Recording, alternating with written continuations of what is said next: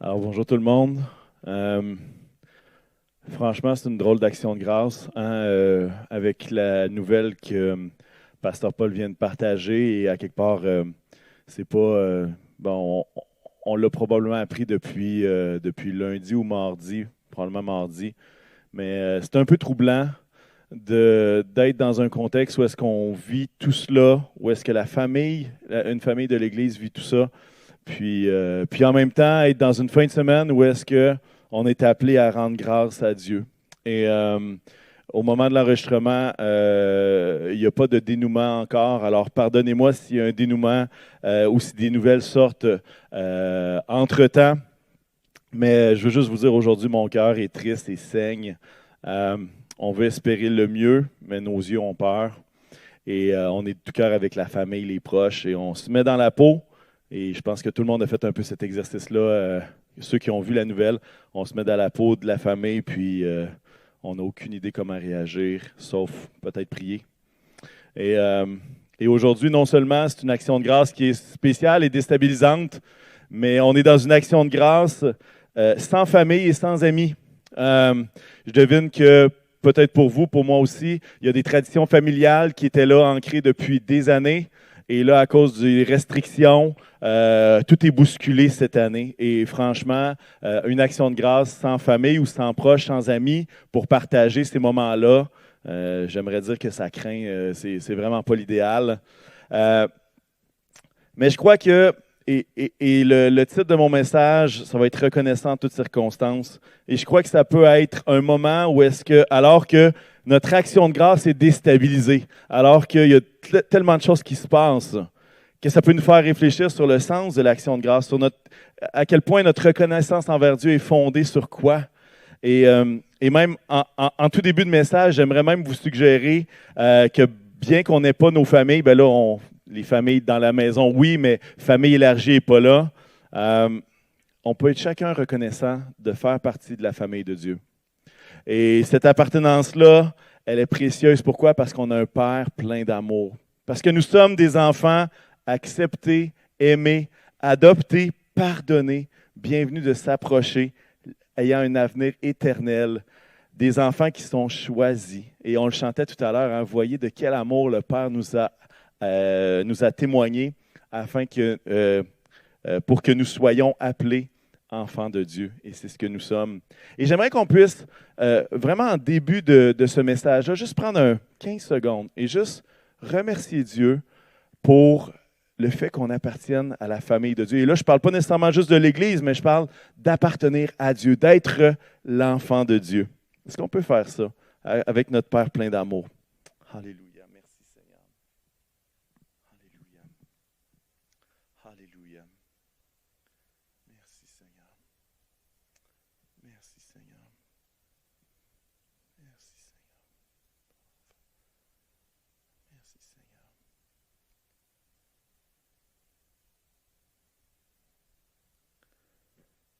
Seigneur, on veut te remercier parce que c'est par grâce que nous pouvons être appelés tes enfants. C'est par grâce, Seigneur Jésus, c'est pas par le mérite de nos œuvres, c'est pas à cause des exploits qu'on pourrait faire. Mais Seigneur, tu nous accueilles comme un père adoptif accueille son enfant adopté et lui dit bienvenue dans la famille, alors qu'on place notre confiance en toi. Seigneur, merci parce que justement, tu nous appelles enfants de Dieu. Alléluia, Jésus. Amen. Amen. Reconnaissant en toutes circonstances. Et moi, franchement, je crois que Dieu veut étirer nos cœurs ce matin et nous faire cheminer dans le sentier de la reconnaissance. Et honnêtement, je ne crois pas que c'est en nous donnant une bébelle de plus qu'il va le faire en espérant qu'on va lui dire merci.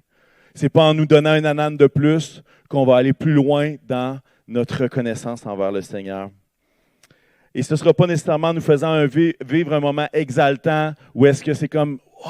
Puis là, on n'a pas le choix de dire merci, on n'a pas le choix de dire wow, merci, je suis reconnaissant, Seigneur. Et parlant de la famille des Lauriers, une des personnes dans cette famille-là, qui est vraiment au beau milieu de cette épreuve dont Pasteur Paul a parlé tout à l'heure, a partagé un passage des Écritures au courant de la semaine. Et franchement, j'étais dans la préparation de mon message et quand j'ai lu ça, ça a fait « Oh, attends un peu, il y a quelque chose ici. » Et cette personne-là, alors que justement, Daniel était pas trouvé, les gens le recherchaient, partageait le passage dans Colossiens 4, verset 2, qui va dire « Persévérez dans la prière, veillez-y dans une attitude de reconnaissance. » Et là, ça a fait « Ouf, c'est peut-être pas le passage que j'aurais choisi. » Mais à quelque part, il y a quelque chose de profond dans le fait de veiller dans la prière dans une attitude de reconnaissance. Et la question que je pose ce matin, c'est comment est-ce qu'on peut être reconnaissant alors que ça ne va pas bien? Comment est-ce qu'on peut avoir une attitude de reconnaissance lorsqu'on est dans l'épreuve? Et comment est-ce qu'on peut avoir une attitude de reconnaissance lorsque on ne comprend pas ce qui se passe autour de nous? Ou est-ce que c'est brouille? Ou est-ce qu'on ne comprend pas ce qui se passe? Et comme je vous disais, le titre de mon message, c'est « Reconnaissant en toutes circonstances ». Et le verset que je veux nous apporter et qu'on va creuser un petit peu plus, c'est 1 Thessaloniciens 5, versets 16 à 18, qui va dire ceci. « Soyez toujours joyeux, priez sans cesse, exprimez votre reconnaissance en toutes circonstances, car c'est la volonté de Dieu pour vous en Jésus-Christ. » Exprimez votre reconnaissance en toutes circonstances, car c'est la volonté de Dieu pour vous en Jésus-Christ. Et là, quand on regarde juste un passage des Écritures, quand on regarde 3 versets, on peut s'emballer en disant « Wow, l'Église de Thessalonique, là, il était vraiment, là, il était exalté. Eux, ils avaient l'affaire. Ils pouvaient se réjouir. Ils étaient toujours joyeux. L'apôtre Paul leur demande de continuer d'être joyeux, puis de sans cesse exprimer leur reconnaissance. Puis on voit ça, puis on se dit « Oh, attends un peu, là, il y a quelque chose qui se passait dans cette Église-là. » J'ai lu un Thessalonicien, puis c'est pas une autre lettre, c'est vraiment la même lettre.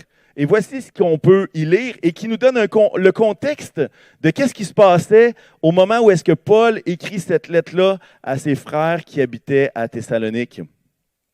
Dans le chapitre 2, verset 14, ça va dire « Parce que vous aussi, l'Église, vous avez enduré de la part de vos propres compatriotes les mêmes souffrances qu'elles de la part des Juifs. » On parle directement de persécution ici.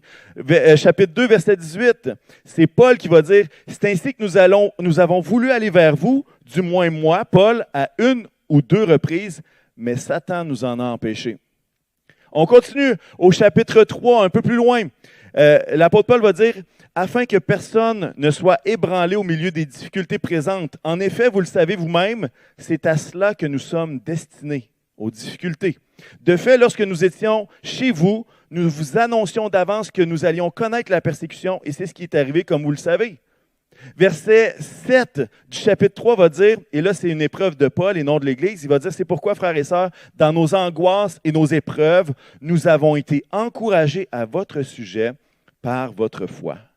Et là, je ne sais pas si vous comprenez un peu le contexte dans lequel Paul va dire, soyez toujours joyeux, priez sans cesse, exprimez votre reconnaissance en toutes circonstances, car c'est la volonté de Dieu pour vous en Jésus-Christ. Le thème de ce que je viens de vous lire comme contexte, c'est persécution, souffrance, attaque du diable, difficulté, angoisse puis épreuve. Et là, on dit, OK, mais c'est quoi le rapport avec l'action de grâce? Parce que l'action de grâce, théoriquement, c'est de dire merci pour ce que Dieu a fait. Me semble théoriquement, c'est de dire, OK, Jésus t'a fait ça, ça, ça, puis ça cette année. Fait que 4 merci, je suis prêt à faire 4 prières de remerciement. Alors que ce qu'on voit dans ce texte-là, c'est que l'apôtre Paul n'est pas en train de dire, exprimez votre reconnaissance de tout ce que vous vivez. Il n'est pas en train de dire « exprime ta reconnaissance de ta circonstance ». Il est en train de dire « exprime ta reconnaissance en toutes circonstances ». Et il y a une grande différence entre se réjouir des circonstances et d'être reconnaissant au milieu des circonstances.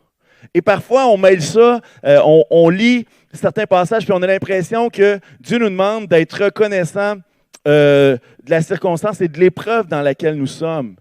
Mais ce qu'on peut voir, c'est qu'il y a une grande différence entre être reconnaissant malgré ce qui est en train de se passer et dire « moi, je saute de joie parce que je suis dans l'épreuve, alléluia ». C'est pas ça du tout. On n'a pas besoin d'être chrétien pour être reconnaissant quand il y a un événement heureux, quand il y a une promotion, quand il y a un mariage dans la famille ou quand il y a quelque chose de bien qui se produit. Tout le monde est capable de faire ça. Il y en a qui sont plus expressifs que d'autres et parfois on voit toutes sortes de débordements sur Facebook, des gens qui aiment ça raconter toutes les belles choses qu'ils vivent et on a l'impression que leur vie est un conte de fées. Mais la volonté de Dieu ne consiste pas à exprimer notre reconnaissance uniquement quand tout va bien, mais la volonté de Dieu consiste à exprimer notre reconnaissance en toutes circonstances. Et là, je veux juste note à celui qui écoute. Je suis entièrement conscient que ce n'est pas naturel d'être reconnaissant quand tout est brouille autour de nous, quand tout chancelle autour de nous. C'est pas naturel d'être reconnaissant en plein milieu de la COVID-19, avec toutes les restrictions dans lesquelles nous sommes, et au point qu'on ne peut même pas se rassembler avec notre famille élargie, alors que c'est l'Action de grâce, c'est une longue fin de semaine, et on se fait bombarder de messages. Soyez prudents, faites pas ci, faites pas ça, rassemblez-vous pas à l'Action de grâce, vous les avez entendus comme moi. Je suis conscient que ce n'est pas naturel d'avoir un cœur reconnaissant quand une famille de l'Assemblée traverse une telle épreuve. Je suis au courant que ce n'est pas naturel. Je suis conscient qu'il y a tellement de choses qui nous dépassent. Je suis conscient aussi que ce n'est pas naturel d'être reconnaissant, que c'est difficile d'être reconnaissant de la construction de notre nouvelle Église alors que les besoins financiers demeurent grands. Je suis conscient que c'est difficile ces temps-ci d'être reconnaissant, mais la chose qui me rassurait alors que j'étudiais le passage en Thessaloniciens, c'est de dire hey, je ne suis pas tout seul à être mis au défi d'être reconnaissant alors que les circonstances autour de moi n'ont pas d'allure ou ne concordent pas avec une vision positive de ce que j'avais imaginé. Et la question, c'est comment est-ce qu'on peut être reconnaissant en toutes circonstances? Comment on peut être reconnaissant en toutes circonstances? Et je vous propose la lecture d'un texte dans Philippiens. Et encore une fois, un contexte spécial, un contexte particulier. L'épître aux Philippiens, la lettre aux Philippiens a été écrite par Paul, l'apôtre Paul, mais en prison. Alors, il est emprisonné et il semblerait que c'est à Rome, selon les commentateurs. Et voici ce qu'il va dire dans Philippiens 4, versets 6 et 7. Il va dire « Ne vous inquiétez de rien, mais en toute chose, faites connaître vos besoins à Dieu par des prières et des supplications dans une attitude de reconnaissance. Et la paix de Dieu qui dépasse tout ce que l'on peut comprendre gardera votre cœur et vos pensées en Jésus-Christ. » L'apôtre Paul nous suggère quoi? Il nous suggère de ne pas s'inquiéter. Il nous exhorte à prier. Puis il nous exhorte aussi à rester toujours reconnaissants.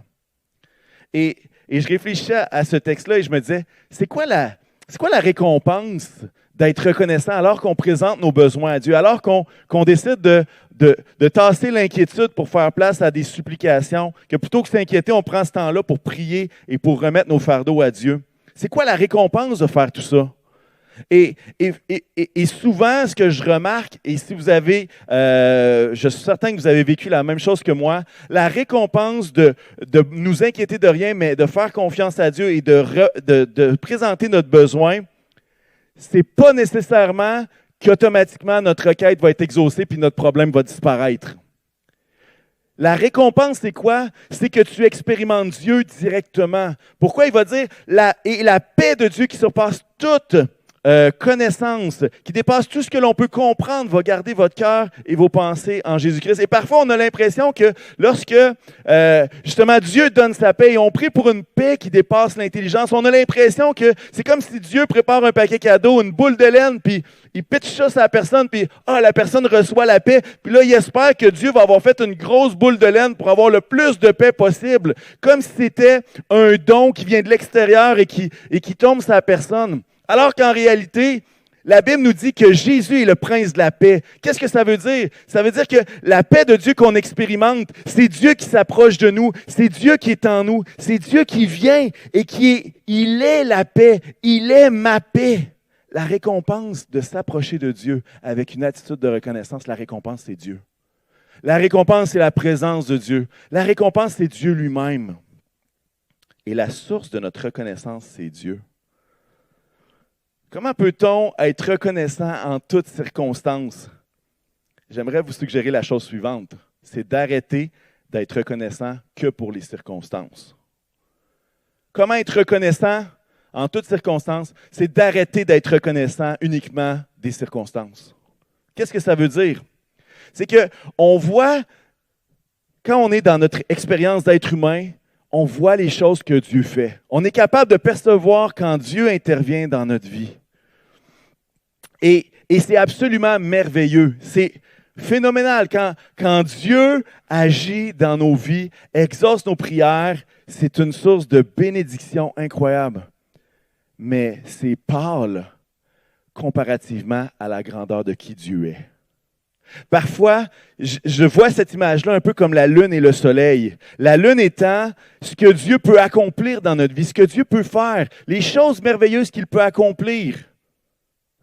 Mais c'est rien à côté du soleil, qui est la personne de Jésus, qui est le Dieu, son caractère, qui il est.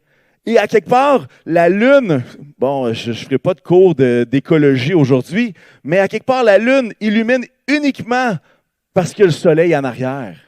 Et à quelque part, on peut avoir les yeux fixés sur la lune en disant « Wow, c'est merveilleux! » Mais moi, ce que je nous encourage, c'est d'aller plus loin, d'arrêter de juste être reconnaissant pour les circonstances, mais d'être reconnaissant pour le Dieu qui est au-dessus de tout.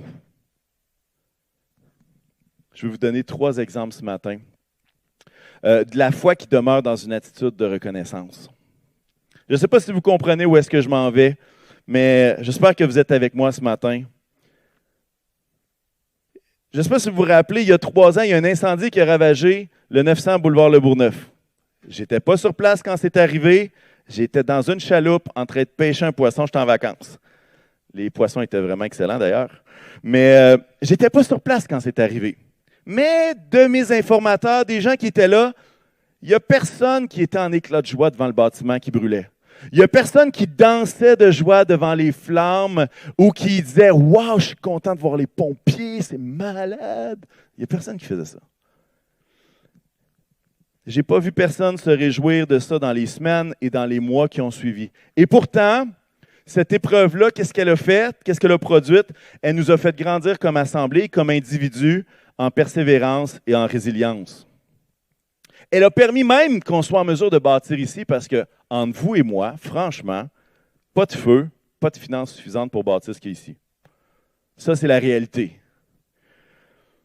Et à quelque part, 3 ans plus tard, on est capable de voir ça et de dire, OK, maintenant on peut se réjouir, non pas du feu, mais on peut se réjouir du caractère de Dieu qui a été manifesté à travers ce revirement de situation, à travers une circonstance qui était aucunement joyeuse et qui est finalement qu'on voit des fruits plus tard.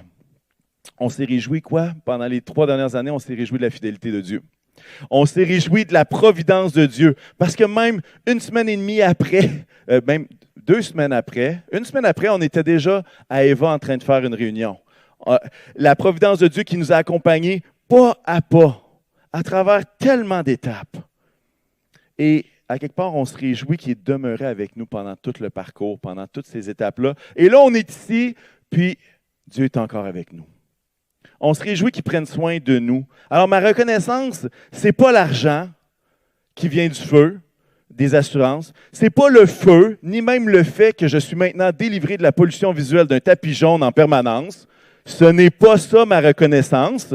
Ma reconnaissance en cette journée de l'Action de grâce, c'est que dans cette période, Dieu était présent. Il était au milieu de nous. Il ne nous a pas abandonnés. Il est fidèle. Il nous aime.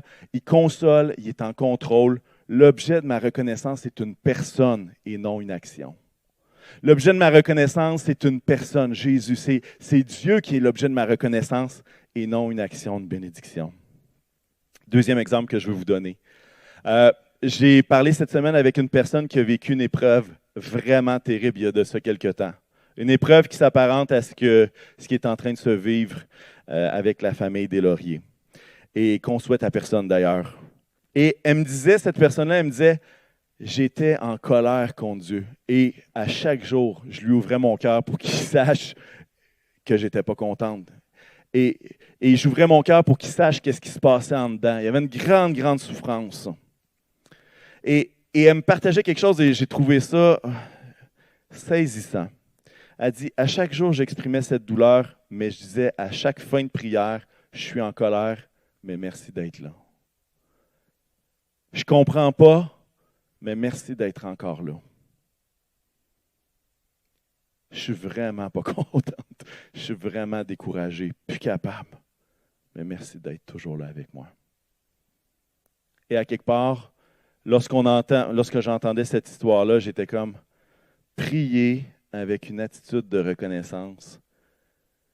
C'est pas toujours prier avec un cœur qui est tout léger, tout beau. Dieu a fait 5 miracles dans ma vie cette semaine, je peux le prier avec une attitude de reconnaissance. Non.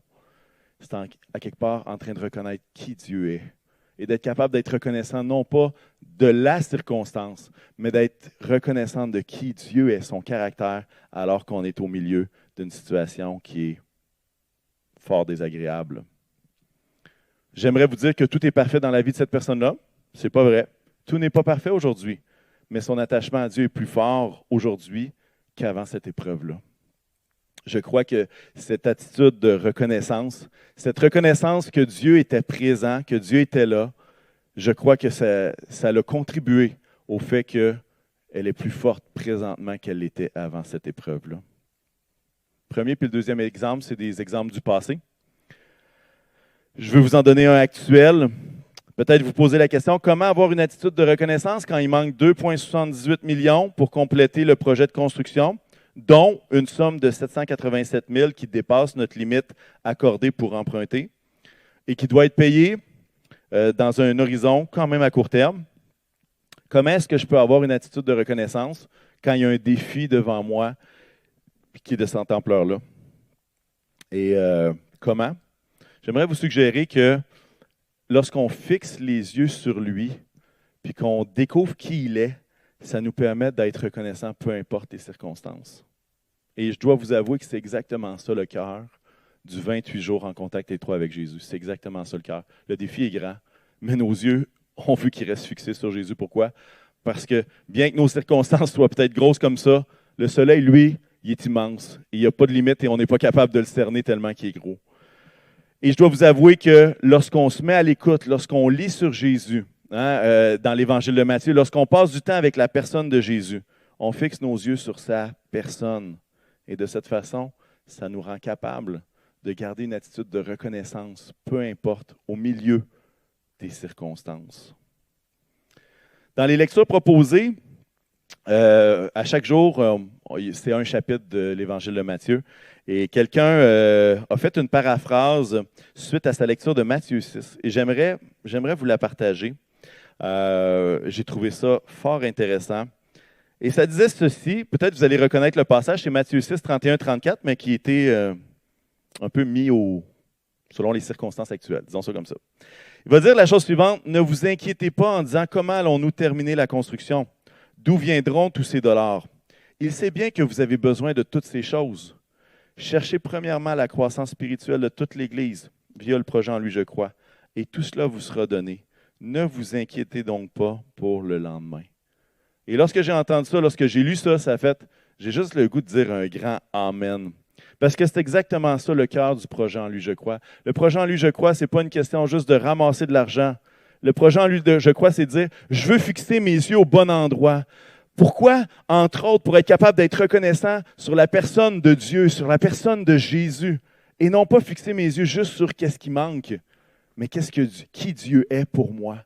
Et lorsqu'on fait juste explorer dans les Écritures toutes les caractéristiques, tout le caractère de Dieu, je vous dis, il n'y a pas assez d'une vie pour tout découvrir. Comment est Dieu, ce Dieu d'infini, qui est infiniment grand et qui prend soin de nous et qui fait grâce devant, peu importe les circonstances, il nous fait grâce. J'aimerais nous suggérer de chercher la personne avant la bénédiction. Écoutez bien ceci, la bénédiction est un sujet de réjouissance, mais jamais la base de notre reconnaissance. Je le répète. La bénédiction de Dieu est un sujet de réjouissance, mais jamais la base de notre reconnaissance. Qu'est-ce que ça veut dire, ça? J'ai moi-même cru que si Dieu faisait des miracles dans ma vie, ça allait être capable de me soutenir pour le restant de mon existence et que j'allais être capable d'être fort avec Dieu. Pourquoi? Parce que j'avais expérimenté l'action concrète de Dieu. Mais quand le miracle arrive et quand les années continuent, on se rend compte que ce n'est pas suffisant. Pas parce que ça nous en prend 1 ou 2 ans, mais parce que ce n'est pas ça qui est la source de notre foi. Ce n'est pas ça qui devrait être la base de notre reconnaissance, mais c'est qui Jésus est qui devrait être la base de notre reconnaissance. Ce Dieu qui est plein de grâce, qui est lent à la colère, qui est riche en bonté, en fidélité, et qui alors qu'on le détestait, est venu mourir sur une croix pour faire de nous, afin que nous soyons appelés enfants de Dieu. la bénédiction de Dieu est un sujet de réjouissance, mais jamais la base de notre reconnaissance.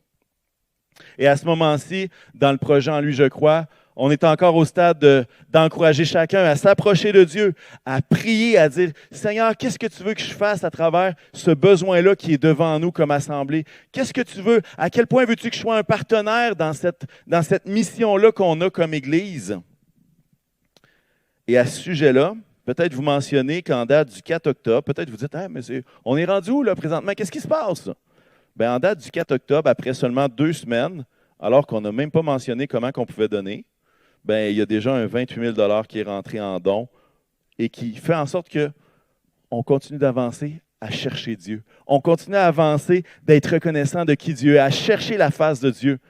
Et on sait que si on cherche premièrement le royaume de Dieu, toutes ces choses vous seront données par-dessus. Maintenant, on dit, ah ben, toutes ces choses, c'est facile, là, mais 700 000, attends un peu. Toutes ces choses vous seront données par-dessus. Ça ne veut pas dire qu'on n'a pas besoin d'y participer.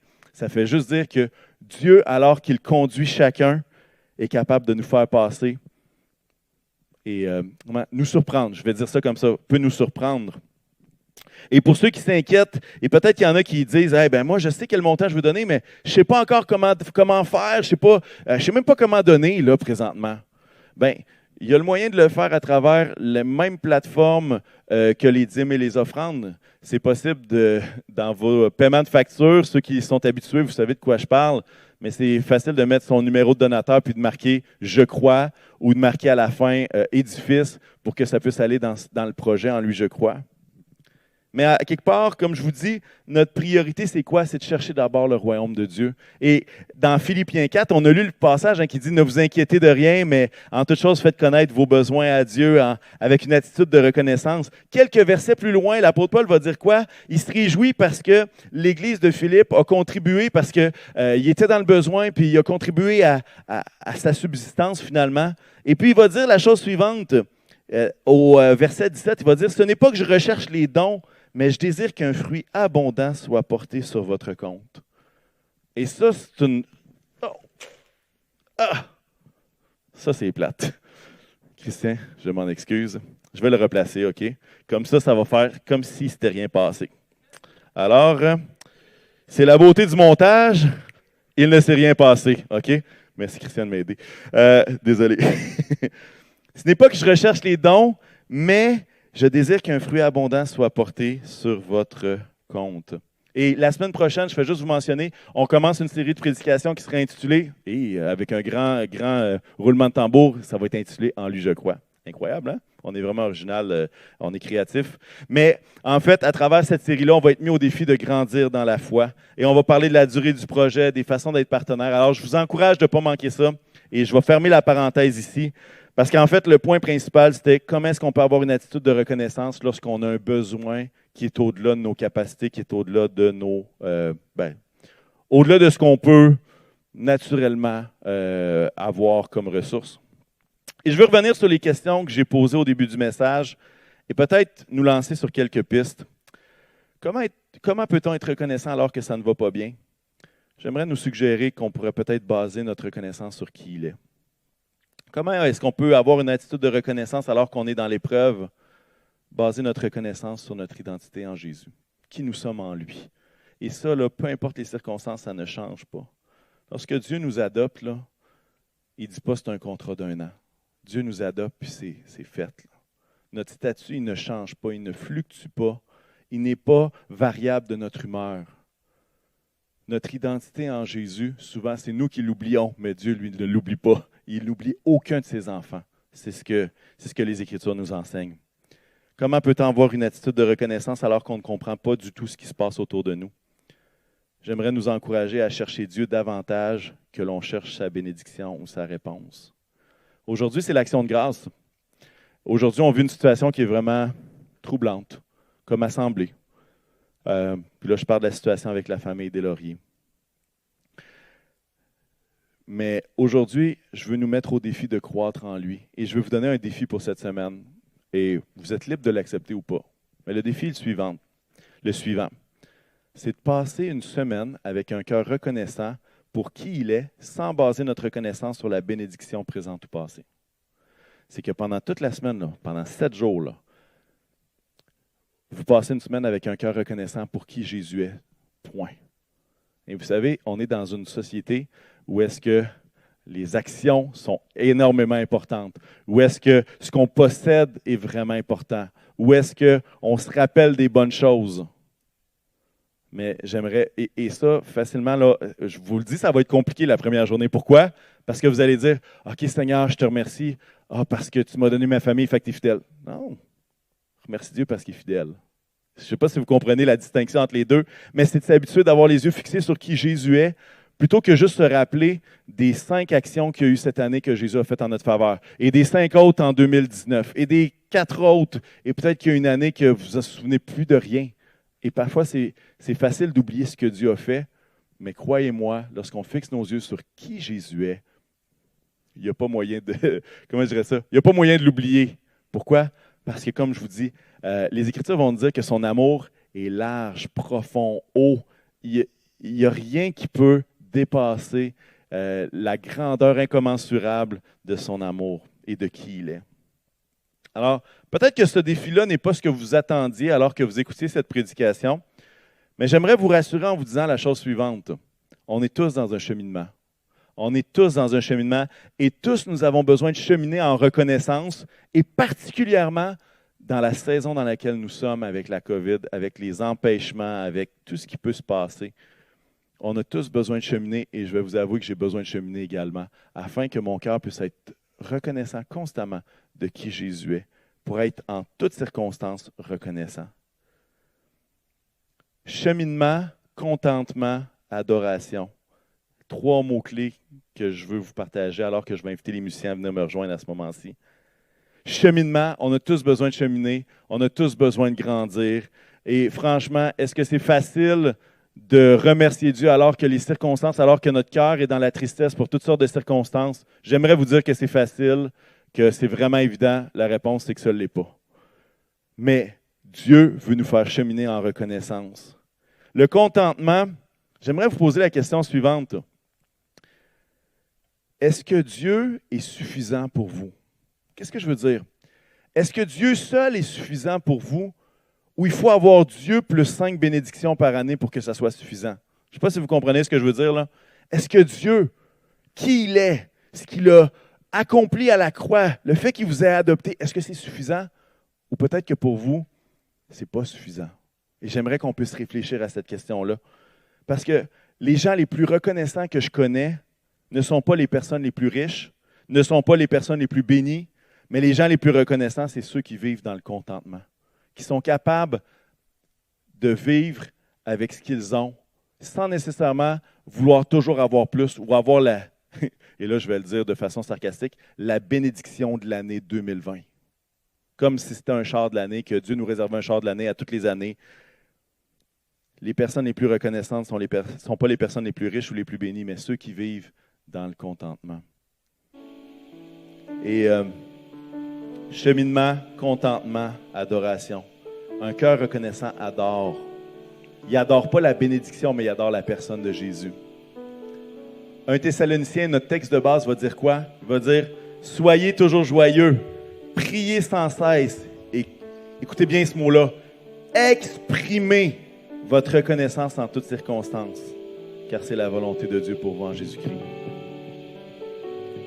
J'aime le mot « exprimer ». Vous savez pourquoi? Des fois, on se dit « Ah, ben moi, je suis reconnaissant, mais je suis reconnaissant dans mon cœur, puis finalement, personne d'autre le sait. » Mais ce qu'on voit ici, c'est que Dieu nous appelle à exprimer cette reconnaissance-là. Et alors que, pendant cette Action de grâce 2020, tout est chamboulé, les seules personnes qui sont heureuses de l'Action de grâce 2020, c'est toutes les dingues qui sauvent leur peau parce qu'il n'y aura pas de repas de famille. C'est vraiment les seuls qui sont contents de l'Action de grâce cette année. Mais pour tous les autres qui trouvent que ça n'a pas de bon sens et qui disent comment est-ce que je peux vivre cette action de grâce-là cette année sans nécessairement voir juste les circonstances qui sont négatives, je veux vous encourager à faire quelque chose. Lorsqu'on exprime notre adoration à Jésus, lorsqu'on exprime qui il est, notre cœur n'a pas les yeux fixés juste sur les circonstances, mais notre cœur a les yeux fixés sur celui qui est au-dessus de toutes circonstances. Et moi, je vais vous mettre au défi dans votre salon, à peu importe l'endroit où est-ce que vous écoutez, d'adorer Jésus ce matin. d'adorer Jésus ce matin. D'adorer Jésus. Et je vais inviter l'équipe de louange à chanter un chant que j'affectionne particulièrement et qui va dire « Reçois l'adoration, Emmanuel, Dieu avec nous ». Alors, restez avec nous. Je laisse le bench, je vais leur laisser la place pour garder le 2 mètres de distance et tout ça. Puis ensuite de ça, je vous reviens. Je veux qu'on prie ensemble. Alors, reçois l'adoration. Amen.